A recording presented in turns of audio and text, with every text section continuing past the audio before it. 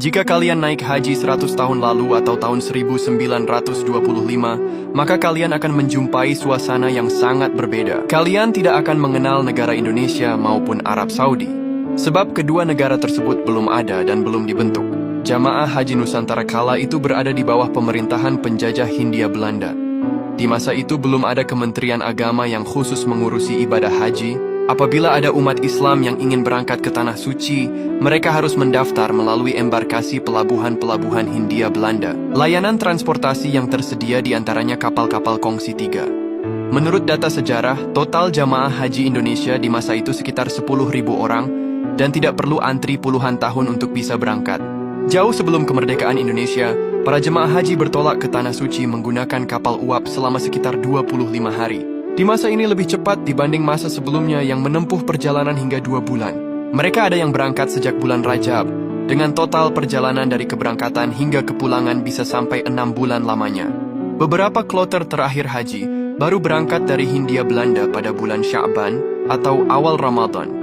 Dan kadang kapal haji baru berlabuh di Jeddah ketika memasuki bulan Ramadan atau selambatnya bulan Syawal.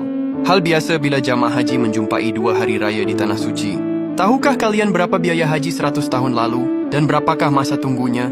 Pada tahun 1925, biaya untuk haji biasanya sampai menjual 8-10 ekor sapi. Jika 1 ekor sapi seharga 30 juta, maka kalau dikruskan butuh sekitar 300 juta rupiah. Tidak ada masa tunggu di waktu itu. Siapa yang punya biaya dan uang bisa langsung berangkat di tahun itu juga. Transportasi yang dipakai untuk berangkat haji diantaranya kapal, unta, dan kuda. Masa itu masih jarang sekali yang menggunakan transportasi mobil. Seperti inilah kondisi jamaah haji ketika menaiki kapal di masa lalu. Pengantar haji ramai-ramai menghantarkan calon jamaah hingga ke pelabuhan. Isak tangis perpisahan menjadi hal yang wajar terjadi di sepanjang pelabuhan. Mereka menaikkan barang-barang dengan cara dikerek seperti ini.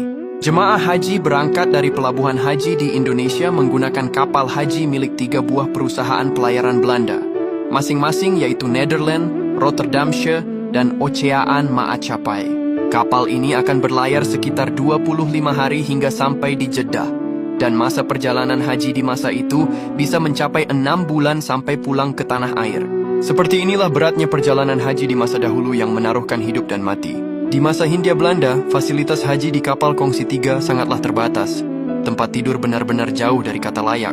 Selama perjalanan haji di kapal, mereka hanya diberi makan nasi sehari 2 kali dengan lauk ikan asin atau cabai-cabayan.